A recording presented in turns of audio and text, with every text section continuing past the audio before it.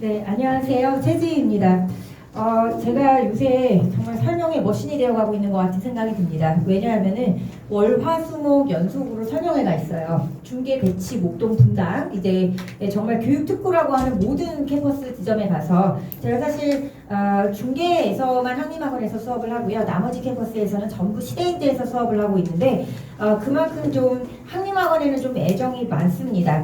그리고 이제 사실은 제가 한림학원에 있는 친구들한테 유난히 좀 애정이 많아요. 그 이유는 사실 제가 처음 시작하는 학원이 한림학원입니다. 그래서 지금 모든 강의는 다 시대인대에서 하고 있음에도 불구하고 한림학원에 일주일에 하루를 제가 여력이 되는 한 계속 빼지 않고 여기에서 수업을 하려고 하는 생각이에요. 자, 일단 어머님들 오늘 이렇게 좀 오셨는데 아까 좀 반가운 수강생도 얼굴을 좀 보고 그랬습니다. 제가 오늘 좀 다행인 거는요. 다른 캠퍼스에서는 25분에서 30분 정도밖에 좀 이게 되지 않는 경우가 꽤 있는데 중계동에서는 그래도 저한테 주어진 시간이 한 50분 정도 되기 때문에 제가 오늘 하고 싶은 얘기들을 좀 다 하고 갈 수가 있을 것 같아요. 자, 일단 어머님들께서 가장 걱정하시는 부분, 그리고 이제 제가 올해 수업을 하면서 가장 좀 아이들 좀 걱정이 되고 좀 안타까웠던 부분들에 대한 설명을 좀 해드리도록 할게요. 첫 번째는요, 이 확통과 기하에 대한 이슈입니다. 일단 확통과 기하는요, 논술을 준비하신다면 반드시 하셔야 되는 부분이에요. 그게 왜 그런지를 설명을 드릴게요. 건국대학교 이상에 있는 학교에서는 올해 논술에서 확통, 기하, 미적이 다 들어간다고 생각을 해주시면 됩니다. 그런데 지금 어머님들의 목표가 인서울은 아니실 거란 말이죠. 최소한 건국대학교 이상을 목표로 하실 건데 여기 학교들에서는 확통, 기하, 미적을 다 논술에서 출제를 한다고 얘기를 했어요. 자, 그러면 이게 올해 왜 유난히 좀 힘드냐면요. 작년까지만 하더라도 일단 아이들이 미적 선택자가 작년에도 대부분이기는 했지만 그래도 내신에서 확통 그리고 기하를 한 번이라도 다 다뤄준 상태였어요. 근데 올해 같은 경우에는요. 일단 너무 당연하게 다들 미적 선택자들인데 학교에서 작년까지만 하더라도 확통 기하를 둘 다 내신으로 다루어졌었는데 올해 같은 경우에는 확통이나 기하 중에 하나만 내신으로 다루어지는 경우가 대부분이고요. 그나마 중계가 조금 수업하기가 편합니다. 왜냐하면요. 중계동 지역에서는 그나마 내신에서 좀 공통적으로 기하를 하고 있어요. 전체적으로 다 같이 그냥 확통을 안 하고 전부 다 좀 기하를 하고 있는데 지금 다른 캠퍼스는 정말 난리도 아닙니다. 거의 반반이라고 생각을 하시면 되시거든요. 그래서 누구는 확통을 조금이라도 배웠고 누구는 확통을 아예 안 배웠고 좀 이런 상황이라고 생각을 하시면 되는데 제가 왜 이 상황이 조금 안타까운지를 설명을 드릴게요. 사실 제가 확통 수업하고 나서 반을 나간 친구들이 굉장히 많습니다. 그 이유가 너무 어려워서 도저히 못하겠으니까 그냥 차라리 논술을 포기하고 정시에 올인을 하겠다라는 게 그 이유인데요. 이게 너무 안타까운 거예요. 그게 왜 그런지 좀 설명을 드릴게요. 사실 논술에서 나중에 궁극적으로 문제가 되는 부분은 미적과 수열이 어려워서 문제가 되지 기하랑 확통이 문제가 되어서 논술에서 망하는 친구는 없다고 보시면 되시거든요. 근데 이제 우리 친구들은 이런 게 있어요. 제가 이제 작년까지만 하더라도 그나마 좀 기하 선택자들이 있었습니다. 한 100명 정도 가르치면 그 중에 7, 8명 정도는 기하 선택자들이었는데 올해는요. 제 학생 중에 기하 선택자가 단 한 명도 없는 상황이에요. 기하 선택자들 지금 전멸한 상황이고요. 그리고 사실 아이들이 그러다 보니까 미적에 굉장히 익숙합니다. 그래서 미적에서 힘든 문제를 제가 아이들한테 주잖아요. 그러면 이 문제가 굉장히 고난도 문제임에도 불구하고 이 문제가 어렵다고 나가지는 않아요. 왜냐하면은 자기한테 익숙하거든요.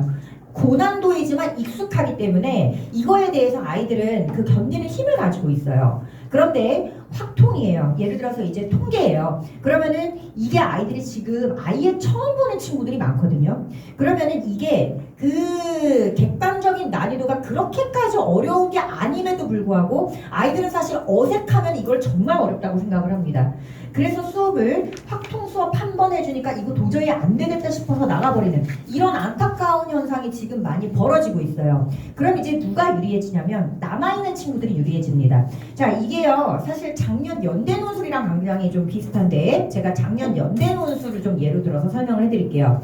자, 연세대학교 같은 경우에 최저 기준이 없죠. 그러면 일반적인 경쟁률은 얼마 정도 될 것 같으세요? 논술에서? 보통 한 60대 1에서 70대 1 정도로 생각을 하시면 되시고요. 이게 이제 수능 봐도 어차피 최저 기준이 없기 때문에 이 경쟁률은 끝까지 간다고 생각을 하시면 되십니다. 그런데 작년 연대 논술에 이게 이제 사상 최저 그 경쟁률을 기록을 했어요. 그래서 건축공학과 같은 경우에는 17대 1이라는 말도 안 되는 경쟁률을 기록을 하게 됩니다. 자, 그러면은요, 이게 왜 그런지 한번 생각해 보시겠어요? 그게 왜 그럴 것 같으세요? 왜 연세대학교인데 60대 1에서 70대 1 정도의 경쟁률을 가지고 있다가 작년에 갑자기 건축공학과 같은 경우에는 말도 안 되는 17대 1로 떨어진 것 같으세요? 그 이유는요, 연세대학교가 다른 학교들에서는 다 과학 논술을 없애는 추세에 있는데 연세대학교 혼자 과학 논술에서 2까지 출제를 한다고 했기 때문입니다. 자, 그러면은요, 어머님들 생각해 보세요. 우리가 논술을 지원할 때 학교로 지원을 하는 것이 아니라 학교의 과까지 같이 정하고 지원을 하는 거예요. 그러면 연세대학교의 상위권과를 제외하고 중하위권과를 생각을 해보실게요. 산업공학과, 생명과학과, 생명시스템, 그리고 뭐 지구시스템, 그리고 대기과학과, 천문우주 요런 데를 생각해 보시면은요. 이 정도의 학과를 지원하는 친구 중에 2를 제대로 하고 지원하는 친구들은 합격생이 한 20-30%밖에 되지 않습니다. 그래서 제가 중계동 친구들한테도 작년에 설득을 정말 많이 했어요. 수리 논술 실력이 되면은 과학 2는 어차피 과학 논술을 제대로 하고 지원을 하는 친구들이 아주 높은 과를 제외하고는 없을 거란 말이야. 많이 없을 거란 말이죠. 그렇기 때문에 결국 판가름이 나는 거는 수리 논술이란 말이에요. 그러면 과학 논술을 내가 만약에 연대를 지원하겠다라고 한다면 7월, 8월, 9월을 준비해 주는 것만 해도 사실 남들보다 훨씬 많이 준비를 해주고 가는 겁니다. 왜냐하면요, 지금 다른 학원에서 그리고 우리 한림학원에서도 시대인재도 마찬가지예요. 대치 시대인재에서조차 7월 전에는 과학 논술이 개설이 안 됩니다. 이게 왜 그러냐면요, 개설을 할 수가 없는 게 듣고 싶다는 인원 자체가 없어요. 아무리 과학 논술을 일찍 준비하는 친구도 7월부터 준비를 한다는 얘기예요. 그럼 그건 연대도 마찬가지라는 얘기입니다. 그래서 그러면은 제가 너무 안타까웠던 게 애들이 무서워서 지원을 못 하겠대요. 근데 이 현상이 저희 반에서만 벌어진 게 아니라 다른 반들 그리고 다른 학원들 전국적으로 다 마찬가지 상황이었기 때문에 이 17대 1이라는 말도 안 되는 경쟁률을 연대가 가져버리면서 실제로 작년에 연대에 좀 중하위권과 정도 합격한 친구들을 보면은 과학 2를 제대로 하지 않고 7월부터 과학 논술을 들었을 뿐인데도 혹은 파이널만 듣고 갔을 뿐인데도 과학 논술이 크게 문제가 되지 않고 합격한 사례가 굉장히 많단 말이에요. 그래서 제가 이런 부분들이 참 안타깝다고 말씀을 드리고 싶고요. 항상 제가 그 논술 강사를 한 지 벌써 13년 차가 되었습니다. 그러면은 이런 이슈들이 형태만 조금씩 다를 뿐이지 사실 비슷한 이슈들이 23년 동안 계속해서 생기고 있어요. 그러면 이 학생을 가르치고 있는 강사의 의견을 좀 많이 반영을 원서 쓰실 때 해주셨으면 좋겠어요. 무서워서 과학 2를 안에서 무서워서 쓰지 말아야 되는 과들이 있죠. 연대에서도 예를 들면 심소재공학과, 전기공학과, 기계공학과, 전자공학과, 화학공학과 요렇게 좀 인기 있는 과들 그리고 좀 상위권 과들 요런 데 지원하는 친구들 같은 경우에는 2까지 물리나 화학을 제대로 보고 올 가능성이 커요. 하지만 아까 제가 말씀드렸던 과들 있죠. 생명과학과라든지 아니면 건축공학과, 산업공학과 요런 데들 같은 경우에는 10명 뽑는 과라고 했을 때 얘가 과학 2를 제대로 하고 온 A일 확률은 한 20-30%밖에 되지 않는단 말이에요. 그래서 제가 그 부분이요. 작년에 사실 원서 아이들 제가 9월 달에 이 논술 원서에 대해서는 제가 아이들 원서를 다 써주는데 그게 너무너무 안타까웠습니다. 수리 논술을 너무 잘해서 얘가 좀 제발 연대를 썼으면 함에도 불구하고 2를 안 했기 때문에 못 쓰겠다는 친구들이 너무 많아서 사실 그게 전국적으로 반영되어서 작년에 그런 말도 안 되는 연대 경쟁률이 나왔다고 보시면 되고 그게 올해도 별반 다르지 않을 거라고 생각을 해요. 왜냐하면은 올해도 연대는 마찬가지로 과학 논술을 그렇게 낼 것이라고 얘기를 하고 있고요. 특히 작년보다 더 학력이 떨어진 올해 같은 입장에서 아이들은 더 연대에 대해서 좀 두려움을 많이 느끼게 될 거거든요. 그래서 제가 어머님들께 얘는 연대가 가능성이 있어 보인다고 얘기를 하는 친구들은요, 연대 정도는 한번 좀 써보셨으면 합니다. 작년처럼 저희 반에서도 연대 지원자 자체가 이렇게 없는 경우는 처음이었어요. 그렇게 설득을 해도 무서워서 지원을 못하겠다고 하는 아이들이 너무 많았습니다.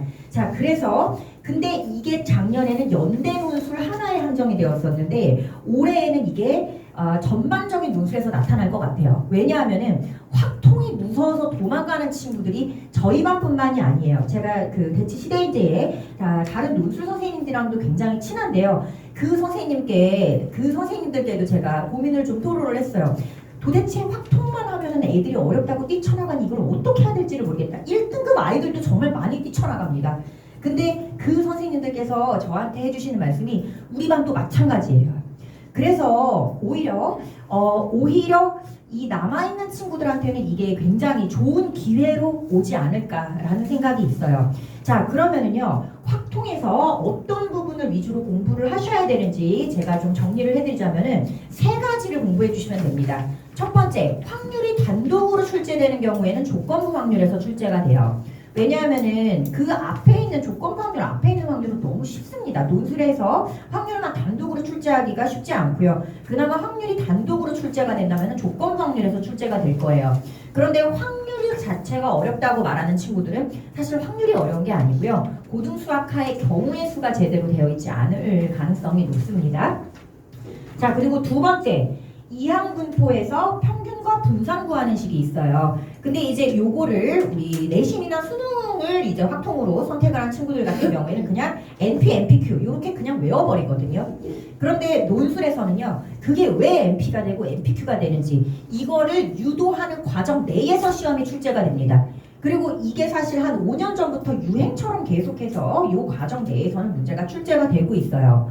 그런데 아이들이 사실 요거 들으면 많이 나갑니다. 왜냐하면은 이게 컴비네이션을 팩토리얼로 바꾸고 팩토리얼을 컴비네이션으로 바꾸고 이항 정리도 해야 되고 막 시그마 위아래 계속 바뀌면서 가니까 이런 계산을 해본 적이 없는 거예요. 근데 그거는요, 사실 확통을 들었던 친구라고 해도 별로 이점은 없습니다. 어차피 내신이나 수능에서의 확통은 식만 외우면 되기 때문에 그것까지 가르쳐주지는 않거든요. 그래서 모두 같은 상황인데 본인만 어렵다고 착각을 하기 때문에 이게 사실 한 두세 번만 계산해보면 이것 때문에 논술을 포기한다는 거는 사실 말도 안 되는 얘기예요. 그래서 고 이항분포에서 NP, MPQ, 평균과 분상 증명하는 고식에 대한 부분, 그 다음에 마지막으로 통계적 추정에 대한 부분, 이것도 마찬가지예요. 통계적 추정에 대한 제가 논술 문제를 이제 문과 애들이 보통 확통을 선택을 하죠. 문과에서 항상 확통을 만점 받는 친구한테 내준다고 해도 이 친구는 논술 문제를 풀지 못합니다. 왜냐하면은요, 이 문과에서 확통을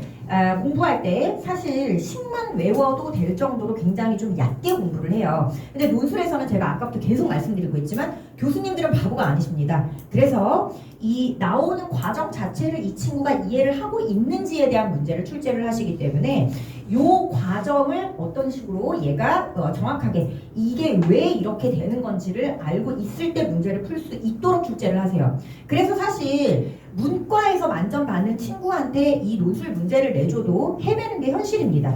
자, 그러면은 요것도 마찬가지로 근데 막상 처음에는 어렵지 배우고 보면 별게 아니에요. 자, 그래서 그 세 가지 파트, 첫 번째 아까 말씀드렸던 확통에서는 조건부 확률, 그리고 이항분포에서 평균과 분산 유도하는 식, 이거는 무슨 말씀이신지 모르겠으면은요, 제가 아이들한테는 항상 좀 거의 세뇌하다시피 얘기를 해주고 있으니까 이건 어차피 어머님들께서는 그냥 이렇다더라 라고 아이한테 전달만 해주시면 되시고, 그 다음에 세 번째는 통계적 추정에서 요렇게 세 가지 파트에서 출제가 되는데, 요 세 가지 파트가 제가 이제 처음 들어오는 친구들 같은 경우에는 저희 반 수업에 16, 18, 19주차를 동영상으로라도 반드시 수강을 해달라고 해요. 요게 이제 16, 18, 19주차가 17주차 왜 빠지냐면은 그때 논술 모의고사 저희 반에서 시행해서 잠시 빠진 거고요. 그렇게 3주차 수업에서 개념 수강하면은 충분히 커버가 되는 부분임에도 불구하고 이게 힘들어서 뛰쳐나가는 친구들이 많아서 오히려 남아있는 친구들한테 작년 연대 논술처럼 더 이득이 될 수 있다는 얘기를 좀 해드리고 싶어요. 자, 그리고 기하에 대해서도 좀 말씀드리겠습니다. 기하는요, 오히려 더 쉽습니다. 왜냐하면은 그나마 통계에서는 통계 단독으로 나오는 경우가 많아서 통계가 나오게 되면 이거를 미적이나 기하랑 접목시키기는 굉장히 어렵습니다. 그래서 통계가 나오게 된다면 이거는 이제 통계 단독으로 나오게 되어서 아까 말씀드린 부분에서 계산이 좀 복잡하게 나오는 편이고요. 그리고 기하 같은 경우에는 기하는요, 센의 A단계 정도 풀 줄 알면은 결국 고난도 문제를 풀어내는 거는 미적과 수열로 풀어내는 그렇게 미적과 연계시켜서 문제를 출제를 하게 됩니다. 이게 무슨 말이냐면요, 예를 들어서 이 문제를 궁극적으로 풀어내는 거는 적분으로 풀어내는 거예요. 그런데 이 문제가 나오기는 뭐 쌍곡선에서 나왔다든지 아니면은 타원부터 시작을 했다든지, 그럼 이 친구가 만약에 기하에서 쌍곡선이나 타원의 방정식을 모르고는 이 문제에 접근을 할 수 없게끔 만들어놨지만 기본적인 내용만 알고 있다면은 요거 그냥 셀의 A단계예요. 정말 B단계, C단계도 아니고요. A단계 내용 정도만 알고 있다면 요걸로 이해해서 결국 풀어내는 거는 미적 어려운 거예요. 그래서 결국 우리한테 문제가 되는 거는 미적 어려운 부분, 미적 고난도와 수열 고난도가 문제가 되지, 기하랑 확통이 문제가 되는 게 아닌데, 올해 참 기하랑 확통 때문에 미리 지레 겁을 먹어서 논술을 좀 포기하시는 분들이 많은 게 저는 너무 안타깝다고 생각을 합니다. 자, 그래서 오늘 제가 말씀드리고 싶었던 가장 큰 부분은 일단 첫 번째 그거였고요. 그 다음에 이제 두 번째는 요거는 이제 제가 저희 반 수강생 같은 경우에는 제가 논술 원서를 하나하나 다 학교랑 과까지 제가 다 만들어 줄 거예요. 그래서 그거는 별로 크게 걱정하실 일이 없는데 6, 9월에 제발 최저를 맞춘 학교를 지원을 하시라는 거예요. 이게 정말 고3 현역 학부모님들께서는 6월 점수 정말 인정하고 싶지 않으실지도 모르겠어요. 그런데 그것 때문에 결국은 나중에 보통 6개 학교를 논술로 쓰게 되면은요, 4개 학교 정도를 최저를 못 맞춰서 못 보러 가는 게 현실입니다. 자, 이거를요, 제가 성균관대학교 자료로 직접 보여드릴게요. 왜 성균관대학교냐면, 연대 최저 기준은 없기 때문에 뭐 경쟁률 떨어지는 거 없고요. 그 다음에 서강대 최저 기준이 있지만 너무 적은 인원 뽑기 때문에 표본으로 활용하기 별로 좋지가 않습니다. 그리고 한양대 최저 기준은 없고요. 그러면은 성균관대, 자, 성균관대가 상업 6등급이에요. 2등급 3개 정도 나오면 된다는 거고요. 그리고 성균관대랑 같은 최저를 가지고 있는 학교가 중앙대학교 그리고 서강대학교입니다. 그러니까 비슷한 양상이라고 보시면 되는데, 자, 성균관대학교의 처음 경쟁률은 60대 1 정도에서 출발을 해요. 그러면 이거는 사실 합격하기 정말 어려운 경쟁률처럼 보인단 말이죠. 그런데 최저 기준을 통과하고 난 다음에 경쟁률은요, 15대 1 정도라고 생각하시면 됩니다. 그럼 어머니 생각해 보세요. 60명 중에 45명이 최저를 못 맞추고 있다는 얘기는요, 무려 75%에 해당하는 학생들이 최저를 맞춰야 되는데 못 맞추고 있다는 거예요. 그래서 우리 주변에 왜 이렇게 논술 합격자가 많이 없냐면요, 사실 최저를 못 맞춰서 시험조차 못 보러 간 친구들이 대부분이라고 생각하시면 됩니다. 어머니 주변에 있는 논술 떨어진 친구들의 4명 중에 3명은 최저를 못 맞춰서 시험조차 보러 가지 못했어요. 그러면 이게 이제 참 어불성설이란 말이죠. 논술은 합격하기가 어렵대. 네, 어렵죠. 왜냐하면 애시당초 최저를 못 맞출 학교에 지원을 하니까 합격이 어려운 거예요. 그래서 제가 너무 안타까워요. 이게요, 의대에서는 더 심각하게 나타납니다. 자, 중앙대학교 의대로 좀 설명을 드리도록 할게요. 중앙대학교 의대 같은 경우에 보통 경쟁률이 200대 1에서 300대 1 정도 됩니다. 평균적으로. 그러면 250대 1이라고 생각을 했을 때 중앙대학교 의대의 요 최저 기준은 4합 5등급이에요. 그래서 올 1등급에 한 등급 정도만 2등급으로 삐끗하는 걸 이제 허용을 해주는 건데, 최저 기준 맞추고 난 다음에 경쟁률은 25대 1 정도로 보시면 되십니다. 이게 무슨 말이냐면요, 90% 이상의 친구들이 최저를 못 맞춰요. 약대는 더 심각합니다. 왜냐하면 중앙대 약대 같은 경우에 중앙대 의대랑 같은 최저를 갖추고 있기 때문에 97% 정도의 애들이 최저를 못 맞춥니다. 그래서 어머니, 제가 항상 얘기하는 것 중에 하나가 뭐냐면, 논술을요, 6, 9월 기준으로 최저를 맞춘 학교를 반드시 쓰셔야지 되세요. 그렇지 않으면 최저가 없는 학교를 쓰시든지. 그러니까 지금 자꾸 이런 일들이 벌어지고 있어요. 근데 사실 인정하기 정말 싫으실 겁니다. 6월만 못 봤는데. 당연하죠. 당연히 6월만 못 보죠. 왜냐하면은 사실 솔직히 말씀드려서요, 정말 세상에 무시무시한 애들이 많습니다. 지금 어머님들께서는 이제 중계동 지역 아이들을 보고 계시지만 저는 사실 굉장히 많은 캠퍼스를 돌아다니면서 정말 여러 친구들을 보게 되는데요.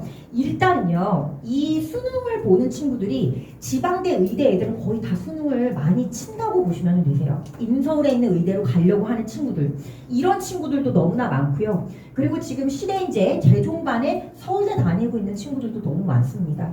그래서 이런 친구들이 들어오는 모의고사가 6월, 9월 모의고사예요. 그래서 4월엔 맞췄는데요, 7월엔 맞췄는데요가 사실은 의미가 없고요. 그리고 이제 이렇게 주장하는 친구들이 있어요.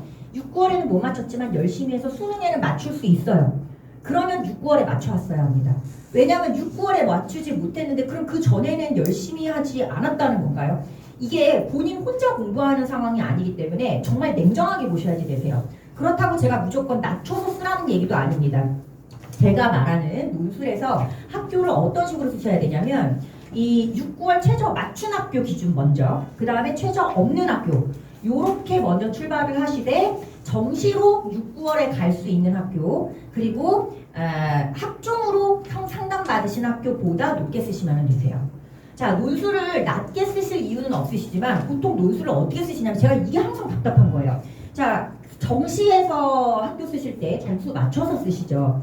그리고 학종도 내가 가지고 있는 학생부에 맞춰서 쓰십니다. 그런데 논술은 왜 이렇게 쓰시는지 모르겠어요. 사실 그래서 주변에 또 논술 합격자가 많이 없다고 생각을 하시면 되시는데요. 자, 정시 점수가 요 정도예요. 근데 이것도 사실 정말 인정하기 싫으실 거예요. 왜냐하면 6, 9월 점수를 진짜 정시 점수라고 생각을 하셔야지 되십니다. 그리고 학종 컨설팅을 받아보시면은 정말 마음에 안 드실 거예요. 왜냐하면은 내가 생각했던 학교보다 생각보다 이 학종 컨설팅에서 나오는 학교의 이름이 굉장히 좀 낮습니다. 그래서 좀 많이 힘드실 거예요. 학종 컨설팅 받고 나시면. 그런데 논술은 정시나 학종보다 좀 더 높게 쓰실 수가 있거든요. 그래서 제가 아이들한테 9월에 논술 쓰는 기준은요.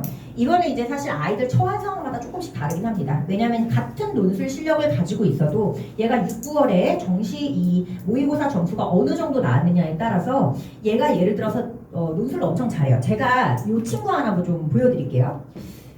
이 친구 같은 경우에 정말 현실적으로 가감없는 자료를 가지고 왔는데 자, 이 친구 지금 보시면 6, 9월에 점수가 별로 마음에 안 듭니다. 3학 6등급이 안 나오고 있어요.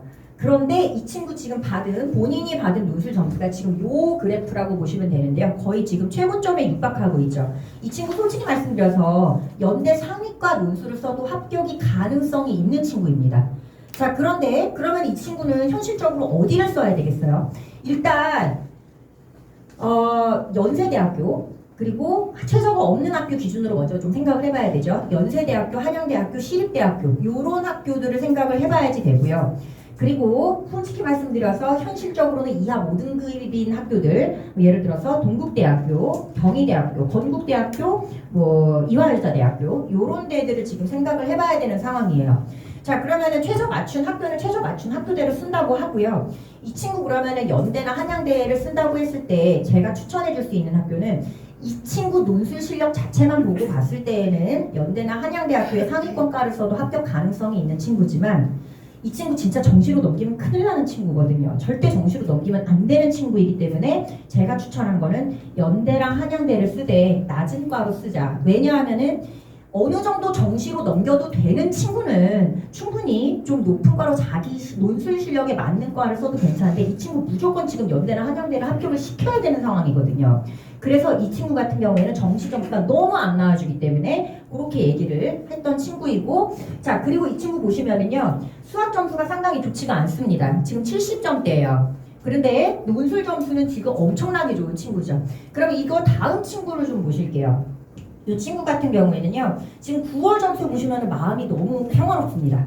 왜냐하면은 최저가 가장 높은 의대 최저까지 다 맞추고 있는 친구예요. 그래서 올 1등급에 지구과학 하나만 3등급으로 삐끗한 친구이기 때문에 중앙대 의대 최저까지 다 맞추는 친구라고 얘기를 드릴 수가 있지만, 그리고 아까 그 친구 둘 다 70점대 나왔는데 이 친구 지금 9월 수학에서 하나밖에 안 틀렸죠.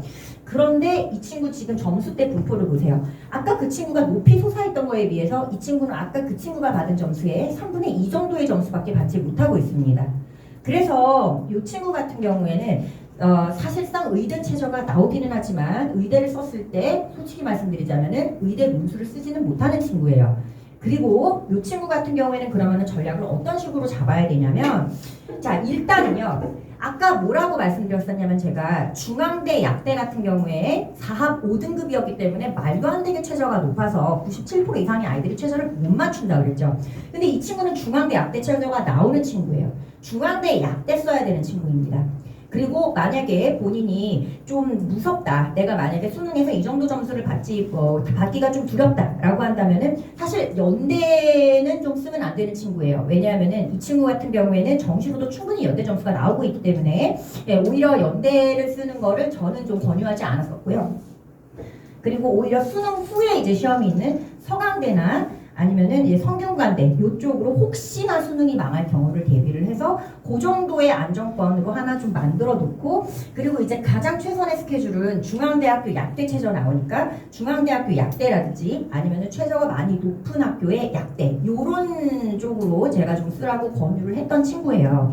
자, 그래서 이게 사실 아이들 등급이 높다 그래서 얘가 논술을 그 정도로 잘 쓰는 아이라는 것도 사실은 좀 봐야지 압니다. 얘가 어느 정도 논술을 쓰는 친구인지.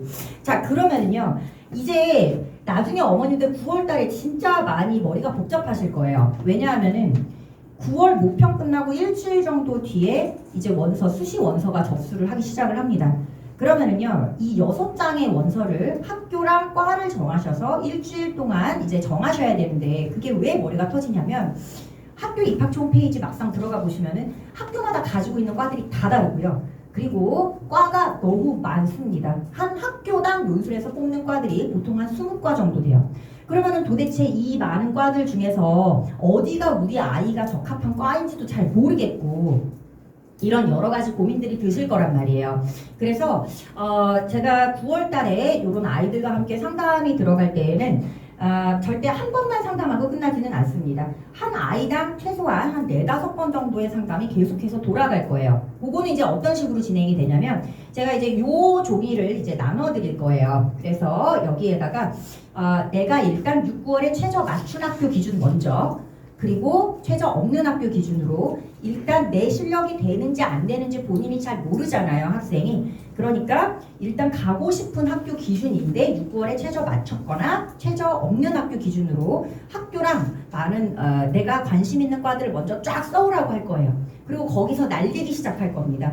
그래서 이 학교는 사실 최저 기준이 없지만 너가 논술을 쓸 때는 좀 가능성이 많이 없어 보인다. 아무리 낮은 과를 써도 여기는 좀 힘들 것 같으니까 여기는 좀 날리자. 그래서 뭐 연대를 날린다든지, 아니면 예를 들어서 이 친구가 한양대학교 기계공학과를 가겠다고 써놨는데 한양대학교를 쓰는 거는 찬성하지만 기계공학과는 좀 많이 높아 보이니까 건설환경공학과 정도로 써보자 라든지, 이런 식으로 하나씩 다 수정이 들어갈 거예요. 그래서 이런 식으로 그러면은 여기는 과를 낮춰보자, 여기에 있는 중하위권과 리스트를 줄 테니까 여기 중에서 한 3-4개 골라와봐, 이런 식으로 계속해서 수정이 들어갈 거예요. 사실 그런 작업 때문에 저희 반에서 굉장히 좀 좋은 합격률이 나오고 있다고 말씀을 드릴 수가 있을 것 같아요. 그래서 저도 입시 강사이고 사교육 강사이기 때문에 저도 이 아이들 한 명 한 명이 갈 수 있는 가능하면 최고로 좋은 학교를 보내고 싶습니다. 제가 무조건 낮게만 쓰라고 하는 게 아니에요. 아까도 말씀드렸지만 어떤 친구는 얘는 제발 좀 연대를 썼으면 좋겠는데 본인이 무서워서 안 쓰는 이런 친구들한테는 계속 연대를 쓰라고 권유를 하기도 하고요. 그래서 그런 식으로 아이들과 함께 원서를 만들어 나갈 거고요. 그럼 이제 어머님들께서는 지원하기 직전까지도 고민이 많으실 거예요. 왜냐하면은 선생님이랑 결국 연세대학교 산업공학과를 쓰기로 했는데, 근데 생각해보니까 산업공학과보다는 건축공학과 쪽으로 우리 애가 더 쓰고 싶어하는 것 같은데 그러면 여기로 바꿔보는 거는 어떨까? 그럴 때 그 일주일 동안 9월 달에 원서 쓰는 기간 일주일 동안은 제가 24시간 동안 카톡에 대답을 해드릴 거예요. 그래서 저한테 빨리 물어보시고 어머니 그러면 건축공학과도 나쁘진 않을 것 같은데, 그런데 건축공학과보다는 뭐 상업공학과가 조금 더 많이 뽑으니까 여기가 조금 더 낫지 않을까요? 이런 식으로 왔다 갔다 하면서 계속해서 원서 수정이 들어갈 거고, 작년 같은 경우에 이 연대 때문에 제가 진짜 원서 접수하는 한 1분 전까지 정말 피가 말렸던 것 같아요. 왜냐하면 연대가 너무 그 경쟁률이 보통 실시간으로 보여집니다, 어머니. 그래서 원서 지원하실 때 사실 지원은 거의 맨 마지막 날에 한 30분 정도 남겨두고 지원을 하시는 게 좋아요. 왜냐하면 경쟁률이 이렇게 치솟는데요. 이제 작년 경쟁률 이제 보시면 알겠지만 연세대학교의 건축공학과 경쟁률이 말도 안 되게 17대 1이랬단 말이죠. 그러니까 오히려 다른 건축공학과가 사실 제일 낮은 과는 아니에요. 가장 낮은 과는 대기과학과, 지구시스템, 천문우주 이런 데가 연대에서 제일 낮은 과들입니다. 그래서 여기를 쓰려고 했던 어머님들께서 건축공학과가 지금 말도 안 되게 경쟁률이 너무 낮은데 이쪽으로 우회해도 될까요? 이 질문이 거의 한 원서 접수 한 5분 전까지 계속 들어왔던 것 같아요. 네, 그런 식으로 좀 이게 예를 들어서 한 30대 1과 40대 1에서는 별로 차이가 없어요. 하지만 17대 1과 40대 1 이런 거는 정말 차이가 큰 경쟁률이기 때문에 그러면은 경쟁률이 낮은 쪽으로 가시는 게 맞습니다. 그래서 마지막까지 좀 저랑 같이 좀 원서 예쁘게 써서 이제 사실은 아이들이 이런 좀 높은 합격률을 만들어낸다고 말씀을 드릴 수가 있을 것 같아요. 자, 그래서 아까 말씀드렸지만 그러면은 과별로 좀 이렇게 점수 차이가 많이 난다는 얘기잖아요. 어느 정도로 점수 차이가 많이 나면은 오죽하면 성균관대학교 입시 설명회 하시는 분이 입시 설명회에서 성균관대학교가 참 웃겨요. 얘네들이 입학처 홈페이지에 잘 공개를 안 합니다. 입학처 홈페이지에 잘 공개를 안 하고요. 학교마다 돌아다니면서 설명회를 할 때 그때 조금씩 정보를 흘려줘요. 전 정말 이게 너무 답답해요. 그래서 이 성균관대학교 입시 설명회에서 이분들이 항상 하는 얘기가 아까 제가 그 논술은 과별로 뽑는다고 말씀드린 이게 성대가 살짝 달라요. 성대가 좀 학부별로 뽑거든요. 공과대학, 자연과학대학 이런 식으로 뽑는데 자연과학대학의 합격 점수가 정말 낮습니다. 그래서 오죽하면 성대에서 입시 설명회 하시는 분들도 성대 지원하실 때 최저 되시면 자연과학대학 한번 지원해 보시는 거 괜찮을 거라고 그 정도까지 말씀을 드리고 다니는 편이에요. 자, 그러면은요 성균관대학교에 대해서 잠깐 좀 얘기를 드리도록 할게요. 100점 만점이에요, 논술이. 지금 수학으로 봤을 때. 그럼 몇 점 정도 맞으면 성대 공대 합격이라고 생각하세요? 보통 7, 8점 정도라고 생각을 하시는데요. 놀랍게도 50점 정도입니다. 그래서 제가 이것도 항상 안타까운 점 중에 하나예요. 논술이요. 정말 생각보다 낮은 점수로 합격합니다. 그러면은 공대 합격선이 50점이라는 얘기는 자연대학교의 합격선은 30점 후반 정도에서도 합격선이 가능하다는 얘기예요. 그만큼 성대 문제가 물론 어렵기도 합니다. 그렇지만 제가 이제 뭐가 안타깝냐면은 이것도 저희 반 아이들도 저한테 끊임없이 찾아와서 13년 내도록 고민을 토로하는 이슈 중에 하나인데 선생님 제가 논술 모의고사를 보면은 점수가 한 3, 40점밖에 안 되는데 제가 논술로 합격할 수 있을까요? 라는 질문을 13년 내도록 모든 학생들이 다 같이 고민을 하고 있어요. 그래서 이 논술이요 수능 수학 수준이라고 생각을 하시면 안 됩니다.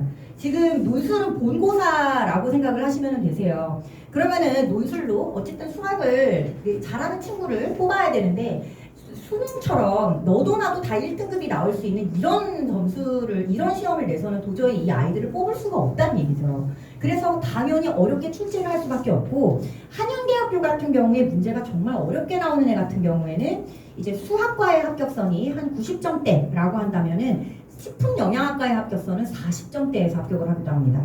그래서 같은 학교를 지원을 하는데 이 점수 차이가 2배가 날 수도 있어요. 그래서 제가 아까 말씀드린 것처럼 내가 한양대학교니까 뭐 다 비슷하지 않을까, 뭐 한양대학교니까 전자공학과나 식품영양학과나 좀 비슷하지 않을까, 막 점수 차이 나봤자 한 10점 차이 날까, 그러니까 좀 열심히 해서 전자공학과를 지원을 해야지. 그게 아니란 얘기예요. 정말 천차만별로 과별로요 40점에서부터 90점까지 합격을 합니다.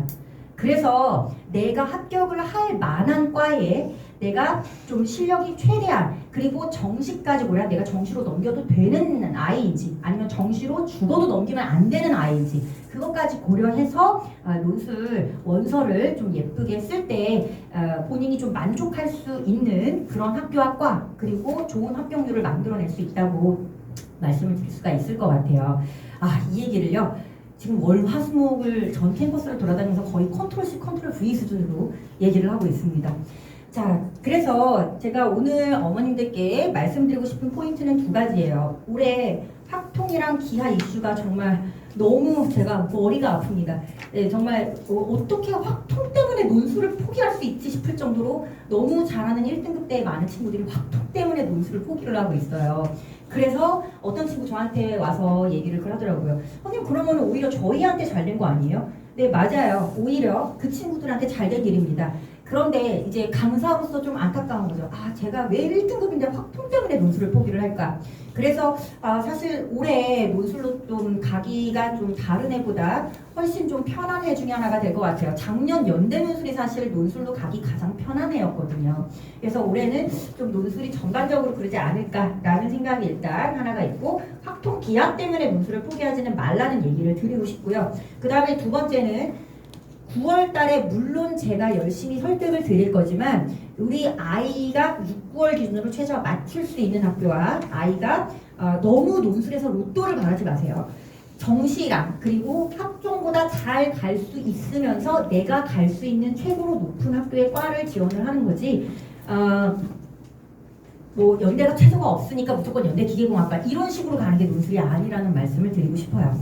자, 그리고 한 가지 더 말씀드릴게요. 그러면은 선생님, 확통과 기하가 이거를 좀 굳이 시간을 내서 인강 같은 거라 좀 들어볼 필요가 있을까요? 라고 질문하시는 분께는요, 그거는 너무 가성비가 떨어집니다. 효율적으로 너무 안 좋아요. 무슨 말이냐면 차라리 그거 할 시간에 과탐을 조금이라도 더 공부해서 등급을 하나라도 안정적으로 더 높이는 것을 추천을 드려요. 그래도 좀 적은 시간 공부해서 등급 올리기가 가장 편한 게 과탐이잖아요. 그거를 추천을 드리지, 논술을 위해서 굳이 기하랑 확통을 추가적으로 더 공부하시는 것은 저는 반대입니다. 왜냐하면은 아까도 말씀드렸지만 기하 같은 경우에는 센 A 단계 정도만 풀 줄 알면 돼요. 그리고 확통 같은 경우에는 제가 아까 말씀드렸던 그 세 부분에 대한 공부를 해주면 되는데, 특히 이제 그래도 조건부 확률은 조건부 확률은 사실 마찬가지겠네요. 왜냐하면 시중에서 듣는 인터넷 강의나 수능 내신 수준으로는 들어봤자 사실 조건부 확률에도 크게 도움은 안 될 거고요. 특히 통계 같은 부분에는 아까도 말씀드렸지만 이 내신이나 수능 수준의 통계는 식을 그냥 외워서 하는 수준이기 때문에 논술에서 원하는 그 단계를 해줄 수 있는 거는 논술 수업에서밖에 없다고 말씀을 드릴 수가 있을 것 같아요. 그래서 만약에 이제 새로 들어오는 친구다, 그러면 저는 통계 때문에 16, 18, 19주차 강의는 집에서 동영상으로 수강을 한번 하는 것을 권유를 드리고요. 그리고 기하 같은 경우에는 사실 요 지역 친구들은 기하를 어쨌든 한 번은 학교에서 내신으로 했을 거예요. 그러면은 그 친구들은 센의 A 단계 정도는 한번 풀어보는 게 좋다라고 말씀을 드리고 싶고, 기하를 한 번도 안 한 친구 같은 경우에는요, 이게 사실 인강으로 듣자면 너무 헤비합니다. 너무 강의가 많고, 그리고 너무 좀 깊은 부분까지 좀 들어가기 때문에 좀 과외 같은 거를 해서라도 좀 빠르게 셀의 A 단계만 정말 풀면 돼요. 기하 같은 경우에는 그것만 알면은 궁극적으로 아까도 말씀드렸지만 풀어내는 거는 어쨌든 미적과 수열이 여러 개 나오기 때문에 그렇게 대비를 하면은 논술에서 굳이 따로 시간을 더 들여서 공부를 하시는 것보다는, 사실 제가 아이들한테 이들이 시간을 따로 투자해서 공부하지 않을 수 있도록 수업 시간에 다 해줄 거야 하고 숙제를 내주는데 우리 아이들이요, 그 숙제도 잘 안 해옵니다, 언니. 그러면 이게 사실 얼마나 저희는 마음이 안정되는 일이에요. 왜냐면 우리 아이만 안 하는 게 아니거든요. 다 같이 안 합니다. 생각보다 애들은 정말 공부를 안 해요, 어머니. 그래서 제가 항상 애들한테도 얘기를 하는 게, 수리논술을 잘해서 합격을 하는 게 아니라 다 같이 못하는 와중에 그나마 한 줄이라도 더 쓰는 애가 합격을 하는 거라고 말씀을 드리고 있어요. 그리고 정말 합격하기가 생각보다 그렇게 무섭지 않습니다, 수리논술이. 그래서 그런 얘기들을 좀 드리고 싶었고요. 제가 저희 개인 실장님이랑 같이 쓰는 핸드폰 번호를 좀 남겨드리도록 할게요. 010-6625-2805. 이게 이제 우리 개인 실장님이랑 같이 쓰는 핸드폰 번호인데, 전화하시면 보통 제가 전화는 안 되고 궁금하신 점을요 문자로 좀 남겨놔주세요. 1번보, 2번보, 3번보. 그러면은 제가 사안에 따라서 전화를 드리든지 아니면 문자로 답변 드릴 수 있는 거는 문자로 답변 드리든지 하겠습니다. 자, 그래서 이제 지금 현재 수강생들한테는 제가 얘기를 했어요. 너네 혹시 연대에 관심 있는 들 중에 내가 연대를 써도 될지 좀 궁금한 친구들은 저한테 따로 저 핸드폰 번호로 카톡이나 문자를 보내라. 그러면은 너가 연대를 어느 정도 써도 되는지를 얘기를 좀 미리 해줘서 7월부터 연대를 쓸 친구들은 좀 과학연수를 같이 준비를 해주시는 게 좋거든요.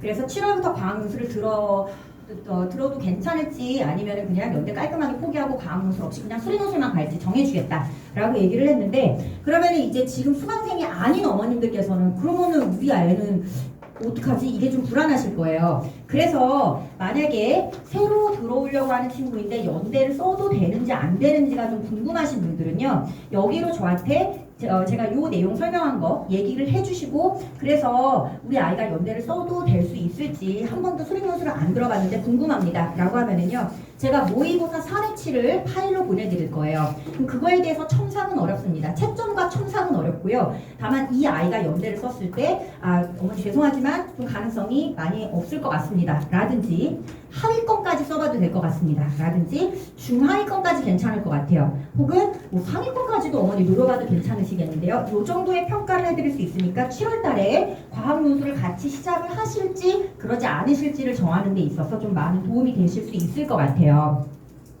그래서 저희 이제 그 모르는 부분과 상담을 하고 싶은 부분에 의해서 저한테 연락을 너무 이렇게 부담스러워하지 않고 그냥 문자를 주셨으면 좋겠어요. 왜냐하면 어머님들께서 궁금해하시는 부분이 공통적으로 어떤 부분인지를 알아야지 저도 설명해서 어머님들이 공통적으로 요거를 궁금해하셨으니까 요거를 좀 말씀드리면 좋겠다, 요런 판단을 할 수가 있어서 제가 그 9월에 원서 작성하는 그 기간 이외에는 또 전화 상담이 가능합니다. 그래서 우리 아이가 어떻게 좀 제대로 잘 배우고 있는지 이런 거 이제 어느 정도 좀 자료가 쌓였을 때 저랑 같이 좀 상담을 하셔도 괜찮으시고요. 제가 9월 달에 그 원서 쓰는 일주일 동안은 전화가 안 돼요. 왜냐하면요, 우리는 이제 그때 뭘 해야 되냐면 이제까지 쌓아온 논술 실력과 6월, 9월에 최저를 맞출 수 있는 걸로 최대한 얘의 포텐셜을 좀 파악을 해서 예쁜 원서를 작성하는 게 목표인데, 제가 어머님과 전화를 하는 순간 우리 애는 중학교 때는 수학을 잘했는데부터 보통 시작이 되기 때문에 이게 도저히 아이들을 다 상담할 수가 없습니다. 그래서 그때 일주일 동안은 우리는 원서를 쓰는 카톡과 문자를 하는 시간이고, 그 전이나 그 후에는 사실 언제든지 전화 상담이나 이런 것들이 가능하니까 저한테 부담 없이 좀 요청해 주시면 될 것 같아요. 그리고 제가 이 중계동 친구들한테 항상 수업할 때마다 하는 얘기인데, 사실 중계동 친구들이 어느 대치동 강사나 중계동 수업을 오신 분들은 다 비슷한 얘기를 하실 거예요. 중계동 아이들이 사실 제일 예쁩니다. 왜냐하면은 일단 아이들이요, 그 수업에 대해서 참여도가 되게 좋아요. 예를 들면 이제 대치동 같은 경우에는 사실 굉장히 포커페이스입니다, 아이들이. 그래서 무표정으로 처음부터 끝까지 있다가 사실은 그러고 이제 사실은 대부분 이제 집에 가는데, 중계동 친구들 같은 경우에는 친구들끼리 다니는 경우도 굉장히 많고, 수업을 하는 데 있어서 아이들이 좀 순수해요. 그래서 중간에 끼어들어서 질문을 한다든지 그거 한 번만 다시 설명해 주세요 라든지 굉장히 이 호흡이 굉장히 좋은 편이에요.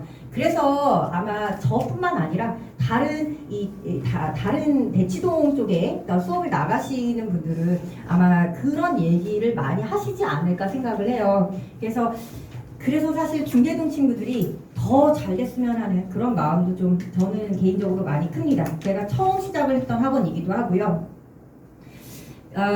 그나마 좀 다행인 거는요, 우리 중계동 친구들이 코로나 전까지만 하더라도 한 5년 전까지만 하더라도 너무 착한데 공부를 좀 잘하지 못하는 친구들이어서 항상 마음이 좀 안타까웠었어요. 그런데 희한하게 코로나를 기점으로 중계동 친구들의 학력은 오히려 전보다 훨씬 더 많이 증가했습니다. 그래서 지금은 사실 대치동 아이들이랑 비교해서 큰 차이가 없어요. 한 5년 전까지만 해도 중계동 아이들의 논술 모의고사 점수와 대치동 아이들의 논술 모의고사 점수가 너무 큰 차이가 났었는데, 이게 정말 신기한 게 코로나 정도를 기점으로 지금은 별로 차이가 나지 않아서, 그래서 제가 사실 더 좀 중계동 친구들이 요새 더 예뻐 보이고 그런 게 있는 것 같습니다. 네, 혹시 좀 추가적으로 질문이 있으신 분들은요, 저한테 어려워하지 마시고 지금 학교 제 수업을 수강을 하고 있든 수강하고 있지 않든 논술에 대한 거는 저한테 질문 주시면 제가 최대한 좀 성의 있게 답변 드리도록 하겠습니다. 여기로 연락 주시면 될 것 같고요. 오늘 이렇게 와주셔서 너무 감사하고, 저 실은 오늘아 에너지를 다 쓴 것 같아요. 어쩜 이렇게 오늘 차가 막히는지, 강남에서 오늘 여기까지 오는데 2시간 정도가 걸렸습니다. 정말 잊지 못할 설명회가 될 것 같아요. 네, 감사합니다. 저는 최지희였습니다.